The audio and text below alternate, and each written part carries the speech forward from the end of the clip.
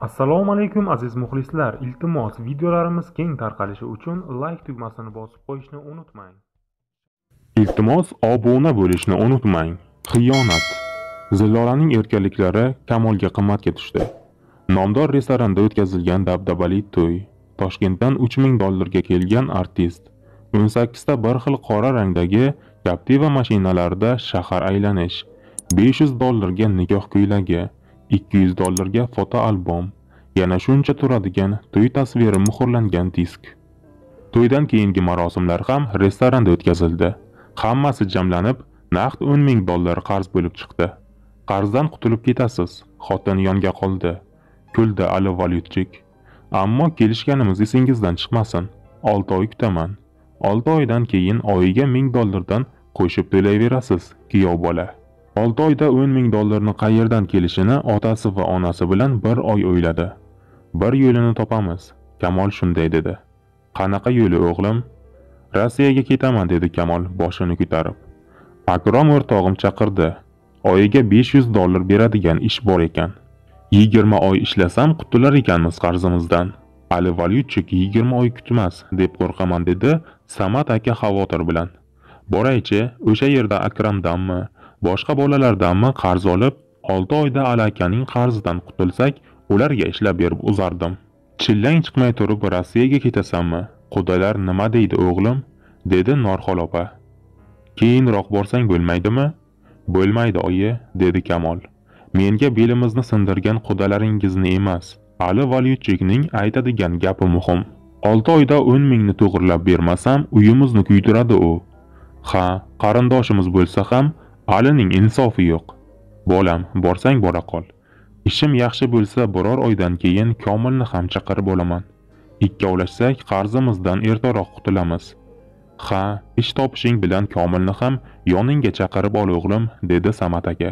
Baribir u ham nima ish qilishni bilmasdan bekor yuribdi. Kamolga Akrom o'rtog'i yordam qildi. Borganidan va'da qilingan ishga joylashtirib qo'ydi.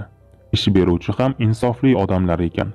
Rossiyada ro'yxatga qo'yish, ishlash imkonini beruvchi hujjatlarni to'g'irlashni o'zlari hal qilishdi. Yaxshi ishlasang bo'ldi, keyin hisoblashaveramiz dedi qurilish ishlari boshqaruvchisi. Buni bilaman dedi boshliq. Bu yerga kelgan o'zbeklarning hammasi shunaqa. Hammasi ishdan qochmaydi. Aytib qo'yay, shanba kuni yarim kun ishlanadi. Yakshanba kuni dam olasan. Shanba va yakshanba kunlari ham to'liq ishlayman desang, u kunlariga 2 hissa oylik beraman. Men shanba yakshanba kunlari ham, bayram kunlari ham, kerak bo'lsa kechasi ham ishlayman dedi Kamol. Sen ishga kelgansan bu yerga. O'zingni ham ozroq avayla, kuldi boshliq. Mendagi muammo sizda bo'lsa, siz ham shunday ishlardingiz. Qanaqa muammong bor? Kamol to'y qilamiz deb katta qarz olishganini, 6 oyda qaytarmasa qarz bergan odam foizini ham olishini aytganda boshliq o'ylanib qoldi. Ha, ko'p yurtdoshlaring shunaqa. It azobida ishlaydi va yillab yiqqanlarni bir kunda sovuradi. Yana qarzdor ham bo'lib qoladilar, dedi sigaretini labiga qistirib. Mayli, sen yaxshi ishlayverchi, qarzing haqida ham o'ylab ko'ramiz. Ukam ham bor, xo'p desangiz uni ham chaqiraman. Albatta chaqir, bir o'zing qiynalib qolasan qarzingni uzishga. Mening ishlarim bor, o'shalarni bitkazib olay, keyin boraman Moskvaga dedi Komil. Bekor yuribsan-ku o'g'lim, borsang yaxshi bo'lardi. Akang boshliq bilan gaplashibdi. Senga ham ish berishar ekan dedi Samat aka. Ikkovlasalaringiz qarzlardan ertaroq qutulib olardik. 2 oy muhlat bering dada dedi Komil. O'rtoqlarim bilan beton g'isht chiqaradigan sex ochmoqchimiz. Shu ish yurishib ketsa, Moskva shu yerga keladi dada. Unday bo'lsa yaxshi ekan dedi Samat aka. Mana bu $1,500 ni Ali akangga olib borib ber. Akang 2 oyligini yuboribdi. Qara, o'chirib qo'ysin. Keyingi oy Kamol $5,000 yubordi. Pulni olishlari bilan qo'ng'iroq qildi. Bu o'zimning, Akromning, yana birga ishlayotgan o'rtoqlarimning oyligi. Darrov olib borib Ali akaga beringlar. Foiz hisoblamay tursin. Ali Valyutchik ham insofini yeganlardan emas ekan, indamadi. Keyingi oyda Kamolning boshliqlari unga ishonch bildirib, qolgan $3,500 ni berishdi. Ishlamagan oyligi hisobidan. Shunday qilib Samat aka qarzlardan qutuldi. Endi sen ham tezroq borib akangga yordam bersang, u yoqdagi qarzlardan ham tezroq qutulsa yaxshi bo'lardi dedi Samat aka. Anavi aytgan ish bo'lmadi. Bizga o'rtog'imning otasi ish bermadi. Unday bo'lsa, tezroq akangni oldiga bora qol. Bolam, dedi Norxol opa. Qish keldi, oyi, dedi Komil. Bahor kelishi bilan jo'nayman, maylimi? Mayli, qishni o'tkazib borganing ma'qul, dedi Samat aka ham. Kechqurun ishdan kelib, yangasining xonasidan yig'i ovozini eshitgan Komil xavotir olib, uning xonasiga kirdi. Zilola divanda yuztuban yotgancha yig'lardi. Ha, yanga, tinchlikmi? Kim xafa qildi sizni? Eshikdan kirib so'radi Komil.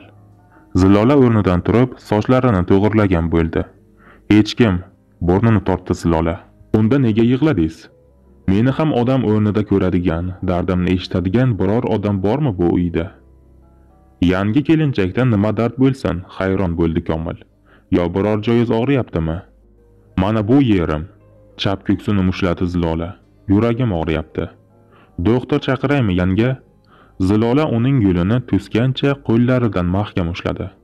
Bu dardni doktor davolay olmaydi, Komiljon. Men shu umidda kelin bo'lganmadim. Akangizga tegib nima ko'rdim? Chillam chiqmay tashladi ketdi. 6 oydan beri sovuq yostiqni quchoqlab yotgancha yig'lab chiqaman. Komiljon, nega tushunmaysiz? Men nimani tushunishim kerak? Qo'llarini tortib olmoqchi bo'ldi Komil. Nima qilay, ayting. Otangiz bilan onangiz mahallada yig'ilishga chaqirishdi, dedi Zilola. Yig'ilish hali ancha davom etadi. Ular yaqinda ketishdi. Bu yoqqa keling. Zilola sarosimada turgan Komilni o'ziga tortdi. Komil ota-onasi uxlaganda har oqshom yangasini xonasiga kiradigan bo'ldi. Navbatdagi kirishida Zilola Komilga xushxabar borligini aytdi. Qanday xushxabar ekan? Ajablandi Komil. Siz ota bo'lasiz. Ota bo'laman?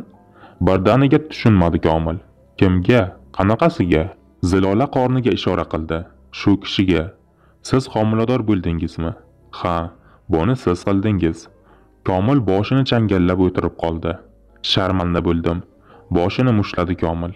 Endi o'ldim. Ota, birovga aytmang, men ishlagani Turkiyaga ketyapman. Otasiga qo'ng'iroq qildi Komil. Xo'p, bolam, yaxshi bor. O'zingni ehtiyot qil, duo qildi Samat aka. Yaxshi qoling, dada. Meni kechiring, mendan rozi bo'ling. Samat aka o'g'lining gaplariga tushunib-tushunmay ancha vaqt xayol surib yurdi. Nega bunday o'tiribsiz? Tinchlikmi? So'radi hovliga kirib kelgan Norxol opa erining o'tirishi boshqachaligini ko'rib. Aytsammi bilan aytmasammining orasida yana 5-6 daqiqa ikkilangan Samat aka Komilni Turkiyaga ketganini, telefonda aytgan gaplarini so'zlab berdi. Shuningizga hech aql bitmadi-da, javradi Norxol opa. Nega unday gaplarni aytgani ham hademay ayon bo'ldi. Norxol opa aytganidan ham tez ayon bo'ldi. Zilolaning oshxonaga kira olmayotganini ko'rib, Norxol opaning esi chiqib ketayozdi. Kelin, jon kelin, nima desangiz deng, ammo bo'yimda bo'ldi demang, dedi Norxol opa yolvorgan tovushda. Bilib turibsiz-ki, xola, nega bilmaslikka olasiz, dedi Zilola og'zini qo'li bilan yopgan ko'yi. 2 oylik bo'ldi homilam. Norxol opa yerga o'tirib izillay yig'lay boshladi. Tug'adigan men, nega siz yig'laysiz? So'radi Zilola. Yuzsiz, uyalmadingmi? Kimdan haromi bolang? Birdaniga haromi demang, o'z nevarangiz, dedi Zilola. O'g'lim Rossiyaga ketganiga 1 yil bo'ladi hademay. Orsiz, Rossiyadagi o'g'lingiz bilan nima ishim bor, xola? Dedi Zilola. Yo o'g'lingiz bittami? Uyimiz kuyibdi, otasi, qayerdasiz? Bu nima ko'rgilik? Otasi, nima ko'rgilik? Zilola otasining uyida tug'di. Oradan ancha yillar o'tdi, ammo Kamol uyga qaytmadi. Iltimos, video roliklarimiz keng tarqalishi uchun like tugmasini bosib qo'yishni unutmang.